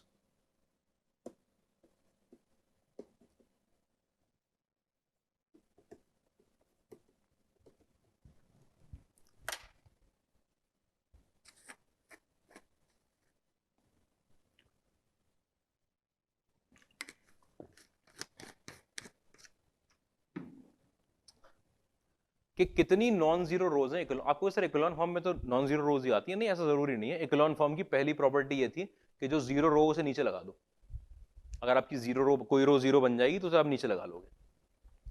ठीक है, तो उसे काउंट नहीं करेंगे रैंक में। 3x3 की मैट्रिक्स में रैंक 3 तक ही जा सकती है, 3 से ऊपर नहीं जाएगी। वो 3 से ऊपर क्यों नहीं जाएगी? नॉन जीरो रो 3 ही हो सकती है, चौथी तो रो ही नहीं है।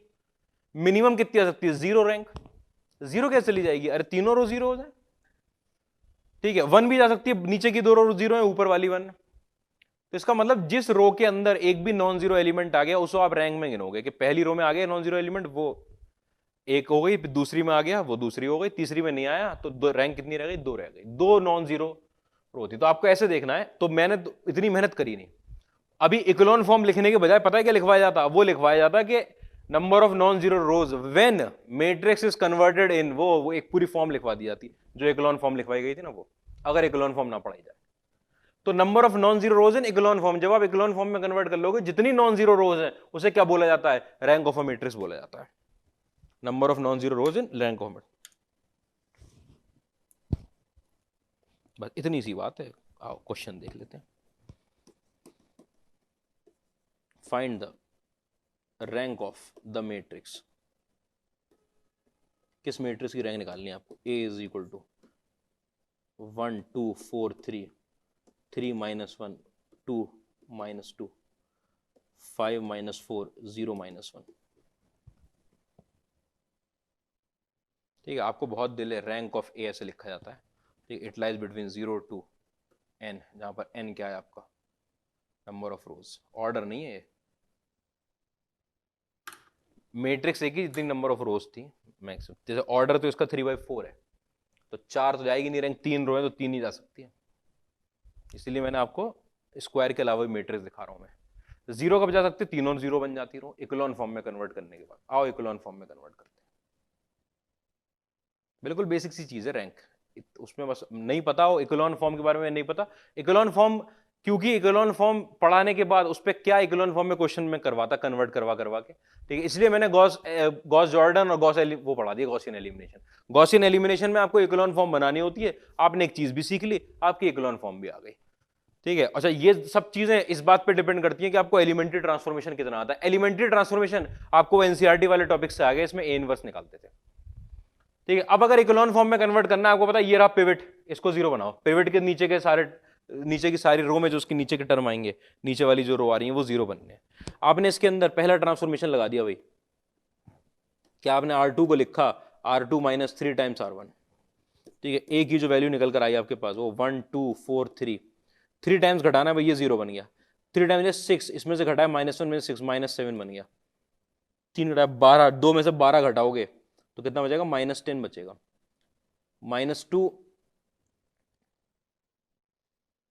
-2 में से आप -9 घटाओ, 9 को घटा दोगे तो -11 आ जाएगा। ऑगमेंटेड मैट्रिक्स नहीं बना रहे, अरे इक्वेशन थोड़ी दे रखी है जो ऑगमेंटेड मैट्रिक्स बनाएंगे, इक्वेशन है बनती है ऑगमेंटेड, कंफ्यूज नहीं हो ना इसमें कि ऑगमेंटेड कहां गई सर, वो ऑगमेंटेड कहां गई, यहाँ पे जो लाइन होती थी, अरे ऑगमेंटेड नहीं है ये, वो तो इक्वेशन निकालने के लिए होता है, इक्वेशन का सॉल्यूशन, ठीक है। उसके बाद फिर तीसरी रो तो में तो कोई फर्क ही नहीं है, 5 -4 0 -1,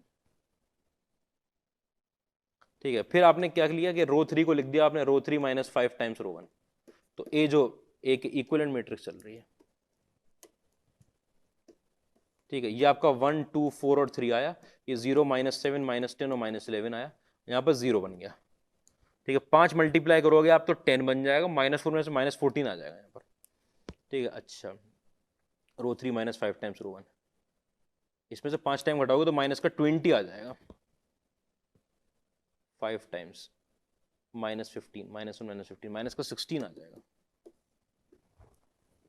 इतनी बात में तकलीफ नहीं, ठीक है। ये पहली कब पिवट आ गया था, उसके नीचे के एलिमेंट जीरो, दूसरे का पिवट ये आ गया, इसके नीचे के जीरो हो जाने भैया सब। जीरो करने के लिए, इसको जीरो करने के लिए आपको पता है, इसको 2 से मल्टीप्लाई करे घटा दो, या 2 से मल्टीप्लाई करोगे तो -14 आएगा, -14 में से -14 घटा दोगे, जीरो हो जाएगा।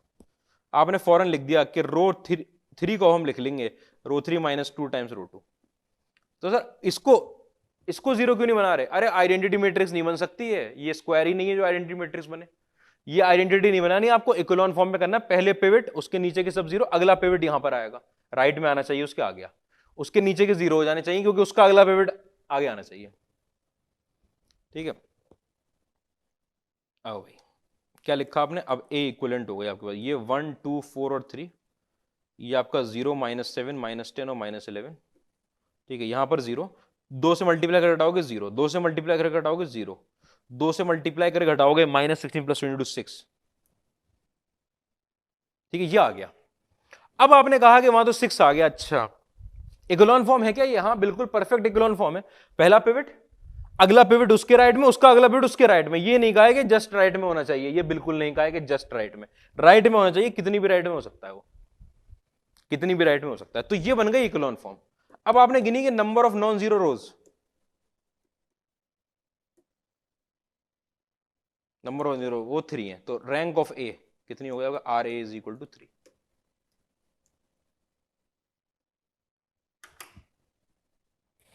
इतनी बात में कोई तकलीफ नहीं है,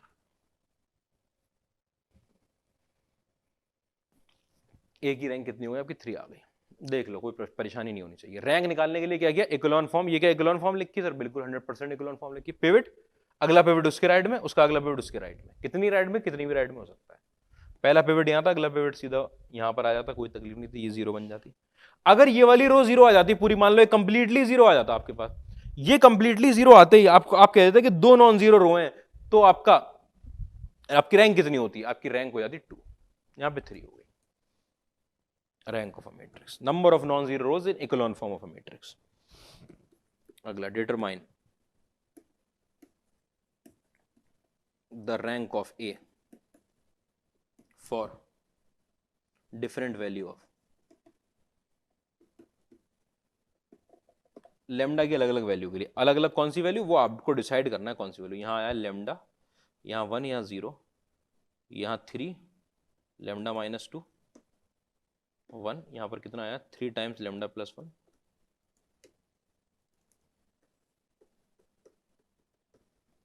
0 और यहाँ पर लेमडा प्लस 1 रैंक निकालनी हुई। ठीक है, एक तो मैं आपको बात बता दूं, अगर लेमडा की वैल्यू आप कहोगे सर ये पिवट हो गया, नीचे के सारे 0 बना दो। अब मैं समझाता हूँ एक बात, अगर आपने इसको पिवट मान लिया ना तो लेमडा की 0 वैल्यू के लिए ये हट जाएगा यहाँ से, फिर पता नहीं वहां क्या आ रहा है आए, क्या पता नीचे बन जाए, यहां क्या पता आपने इसको बना दिया 0, इसको 0 बना दिया, इसको 0 बना दिया। ठीक है, दोनों को 0 बना चुके, अब पता चला लेमडा की 0 वैल्यू के लिए आप क्या तकलीफ हो गई कि पहले जो पिवट माना तो वही हट गया। तो ऐसा नंबर लेकर जाएंगे ऊपर कि जो पक्का बता रहा है कि ये 0 नहीं है भैया, ये कोई नंबर है जो हमें दिख रहा है। तो मैं पहले तो इन दोनों रो को इंटरचेंज करके लेमडा को नीचे ले आता हूं कि भाई पिवट ऐसा रहे जिसमें हम कॉन्फिडेंट रहे कि हाँ ये पिवट नहीं हिलेगा अपनी जगह से। तो R1 को और R2 को आपने इंटरचेंज कर दिया, तो ए जो इक्विवेलेंट आया वो क्या आया आपके पास 3 लेमडा माइनस 2 और यहाँ पर 1, यहाँ पर लेमडा 1 और 0 और यहाँ पर 3 टाइम्स लेमडा प्लस 1 और 0 और लेमडा प्लस 1। अब आपको 100% पता है कि अगर ये 3 लिख गया यहां पर तो अब लेमडा कोई भी वैल्यू पुट करते रहो, ये 3 आपका क्या रहेगा, पिवट रहेगा हमेशा। ये पहली रो का इसलिए किया गया है। ये क्यों किया गया, to ensure the pivot, pivot element को एंश्योर करने के लिए। क्या अब पक्का हो गया, अब कोई नहीं हिला सकता। अरे कहां चला गया यार, पिवट एंश्योर हो गया। ठीक है, अब आप क्या करो, अब आप इस लेमडा को, जो लेमडा आ गया है दूसरा नीचे पिवट पता लगे, उसको 0 बनाओ। 0 कैसे बनेगा, कि आपने लिखा रो 2 को रो 2 माइनस लेमडा बाई 3 रो 1। रो 1 में अगर मैं लेमडा बाई 3 लगाऊं तो लेमडा बाई 3 का मतलब 3 से 3 कट जाएगा, ये लेमडा बन जाएगा माइनस, और माइनस लेमडा, लेमडा में से लेमडा घटाओगे 0 बन जाएगा। तो जो आपके पास ए आया निकल के, ए मतलब के ए के जो इक्विवेलेंट मैट्रिक्स है, ये तो 3, ये लेमडा माइनस 2 और यहाँ पर 1, ये बन गया 0। अच्छा, रो 2 में से लेमडा बाई 3 रो 1, तो 1 minus lambda by 3 lambda minus 2। ठीक है, अच्छा लेमडा बाई 3 मतलब के वो लेमडा बाई 3 बनेगा, तो ये माइनस लेमडा बाई 3, कोई तकलीफ नहीं। ये 3 टाइम्स लेमडा प्लस 1, ये 0, ये लेमडा प्लस 1। इतनी बात में कोई तकलीफ नहीं। ठीक है, इसको थोड़ा बेहतर करके लिख लेंगे, अभी इसको पहले 0 बना लो। ये 3 लेमडा प्लस 3 है। ठीक है, मैं ऊपर लेमडा प्लस 1 मल्टीप्लाई करके यहां सब्ट्रैक्ट कर रहा हूं। रो 3 को लिखा आपने रो 3 माइनस में लेमडा प्लस 1 रो 1। ठीक है, तो इक्विवेलेंट मैट्रिक्स क्या बनकर आई आपके पास, 3 यहां लेमडा माइनस 2, यहां पर 1, यहां 0, यहां 3 minus lambda square plus 2 lambda divide by 3 minus में लेमडा बाई 3, यहां पर 0, लेमडा प्लस 1 मल्टीप्लाई कर दिया ना, अच्छा, और सब्ट्रैक्ट कर दिया, तो माइनस साइन के साथ आपके पास लेमडा प्लस 1 के साथ मल्टीप्लाई होता है लेमडा माइनस 2। अच्छा अच्छा, तो यहां लेमडा प्लस 1 से यहां 0 बन जाएगा, कि लेमडा प्लस 1 को आप यहां मल्टीप्लाई करोगे तो लेमडा प्लस 1 बनेगा, 1 के साथ उसको R3 में सब्ट्रैक्ट कर दोगे, वहां 0 बन जाएगा। इतनी बात में कोई तकलीफ नहीं है। अच्छा, पहला पिवट तो निकाल रहा है, ये क्या कुछ बेहतर हो जाएगा क्या, ये 3 से मल्टीप्लाई कर दूं थोड़ा सा अच्छा करने के लिए, नॉन जीरो ही तो चाहिए रो। आपने क्या किया, आपने बोला कि रो 2 को आपने लिखा 3 टाइम्स रो 2, रो 2 को 3 टाइम्स रो 2, तो ये बना हुआ आपका 3 लेमडा माइनस 2 और 1, यहां पर आपके पास 0। अच्छा, माइनस थ्री मल्टीप्लाई कर देता हूँ, नेगेटिव भी हटा देता हूँ, तो आपका minus 3 multi lambda square minus 2 lambda minus 3, आपके पास आता है वो lambda square minus 2 lambda minus 3। यहां मल्टीप्लाई करूंगा ना तो इसको, ये स्प्लिट हो रहा है कि आपके पास ये लेमडा माइनस 3 के साथ लेमडा प्लस 1, तो माइनस 3 लेमडा प्लस लेमडा और माइनस का 3। ठीक है, लेमडा माइनस 3 के साथ लेमडा प्लस 1।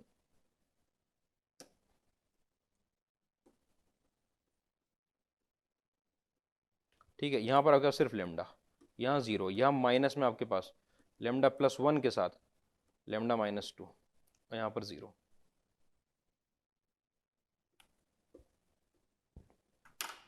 ठीक है, इतनी बात में तकलीफ नहीं होगी आपको। अब ध्यान से समझना, अब मैं आपको सर इसको जीरो बनाओ, अरे इतनी अब नहीं करने वाला इतनी मेहनत में। एक पिवट मिल गया, दूसरा पिवट मिल गया, अब मैं आपको दिखाता हूं। पहले पिवट को इंश्योर किया था बस मैंने कि आप अलग अलग वैल्यू के लिए क्या करोगे। ठीक है, अगर मान लो आपकी लेमडा की वैल्यू 3 हो गई, ठीक है, तो जो ए जो बना हुआ है ये आपका ये जो इक्विवेलेंट मैट्रिक्स बनी हुई है, ये क्या बनकर आ जाएगी, 3 लेमडा माइनस 2 1 0 0 लेमडा, अरे 0 0 3, और यहां पर 0 3 पुट किया तो 4 इंटू -4 और 0। आप कहोगे सर ये तो इकोलॉन फॉर्म ही नहीं है, कोई तकलीफ नहीं है, मैंने 1 सेकंड के अंदर इसको 3 लेमडा माइनस 2 कितना हो जाता है 1, 3 1 1 0 -4 और 0 और 0 0 और 3। क्या किया, ये वहां से वहां कैसे गए, आपने क्या किया, आपने रो 2 और रो 3 को एक्सचेंज कर दिया। कर सकते हैं लेमडा की वैल्यू 3 मानने पर। अब आपको पता है ये रहा पिवट, उसके नीचे का एलिमेंट 0, ये रहा पिवट, पहला पिवट उसके राइट में, दूसरा पिवट उसके राइट में, तीसरा पिवट, तीनों पिवट है, कोई भी 0 रो नहीं है आपके पास। जैसे आपको पता चला आपने बोल दिया रैंक ऑफ ए, अब इस टाइम पे आपके पास 3 है, जब लेमडा की वैल्यू 3 है तो। अच्छा, आप कहोगे लेमडा की वैल्यू इसके हिसाब से नहीं रखेंगे, यानी इससे मतलब ही नहीं, हमें तो इस पिवट से मतलब है। अगर लेमडा की वैल्यू -1 आ गई, अगर लेमडा की वैल्यू -1 आ गई, तब देखना क्या होगा, लेमडा इज इक्वल टू -1।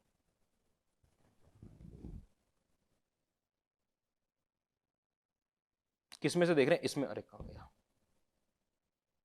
इसमें देख रहे हैं, इसमें जैसे आपने लेमडा की वैल्यू माइनस, क्यों डाल रहे लेमडा की वैल्यू -1, अरे उस यही वो दो जगह थी यहाँ पे ये वाला पिवट 0 हो रहा है, नहीं तो ये पिवट है लेमडा की और किसी भी वैल्यू के लिए ये पिवट बना हुआ है। अच्छा, आपने क्या किया कि लेमडा की वैल्यू आपने कितनी डाल दी, -1 डाल दी, -1 डालते ये दोनों हट गए, दोनों ही हट गए, ये भी और वो भी, यहां भी 0 यहां भी 0, वहां -1 या -3, तो यहां पर आया 3, यहां -3, ठीक है, यहां 0 था 0 था, ये भी 0 हो गया, ये भी 0 हो गया,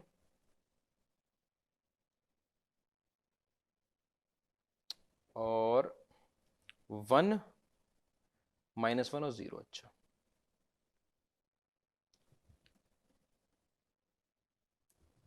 अब आपको दिख रहा है कि अच्छा ये इकोलॉन फॉर्म है क्या, हाँ ये रहा पहला पिवट, वो रहा दूसरा पिवट, और नीचे वाली रो 0, तीसरा पिवट ये नहीं कि इसके इधर आ जाए। यहां से आपको पता लगेगा रैंक जो एक ही आएगी वो 1 आएगी। ठीक है, इतनी बात में कोई अरे 1 नहीं 2 आएगी, सॉरी।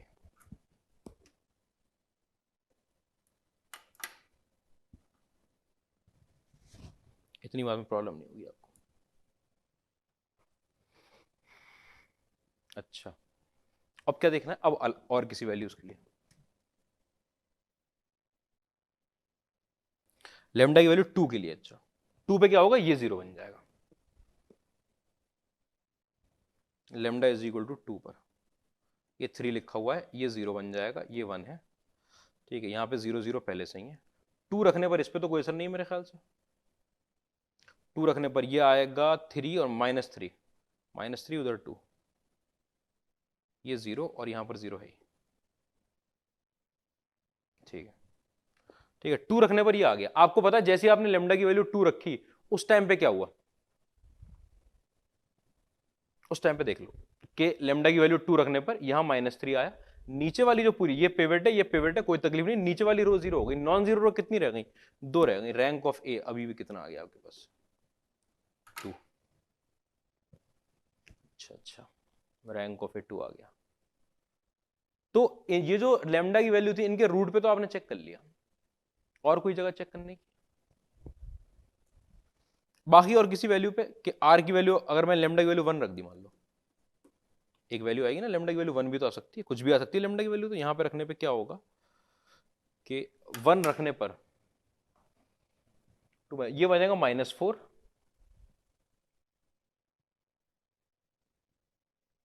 और ये बनेगा आपके पास 2, ये बनेगा 2, ठीक है, वो -4 बनेगा, 2 बनेगा।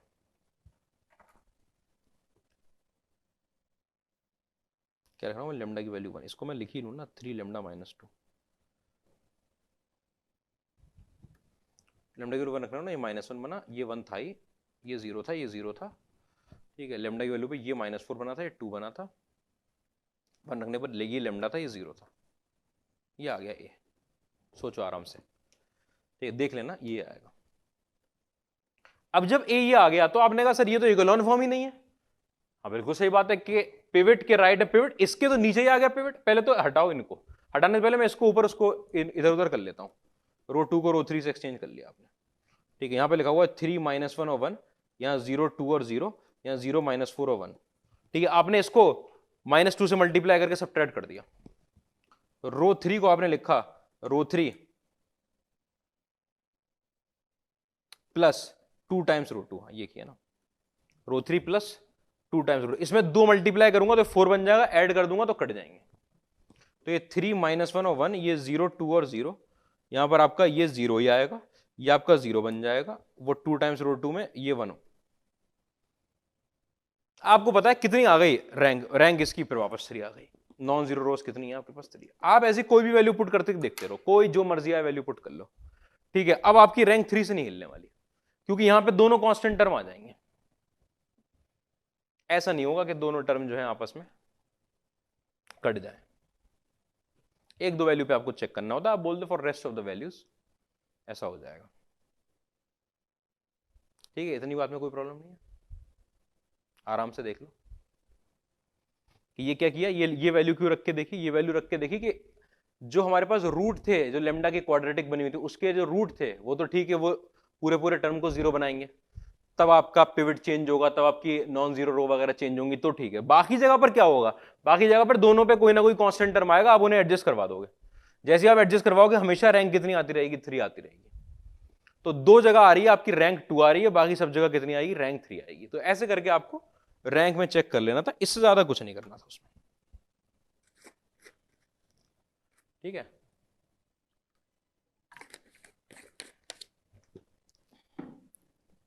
कोई तकलीफ की बात नहीं है, रैंक में इतनी बात है। अभी नेचर ऑफ सॉल्यूशन देखना है रैंक से, कि रैंक देखने में बिल्कुल सिंपल चीज, रैंक से आपको नेचर ऑफ सॉल्यूशन कैसे पता चल जाता है, ठीक है। रैंक से आपको नेचर ऑफ सॉल्यूशन देखना है, और क्या देखना है, हमें कुछ स्पेशल टाइप की मैट्रिक्स भी देखनी है। अभी तो लगेंगी इसमें 2-3 क्लास, ठीक है। इतना आप पढ़ के रखना, रैंक वगैरह आप कर लोगे, बाकी नेक्स्ट टर्न पे देखते हैं।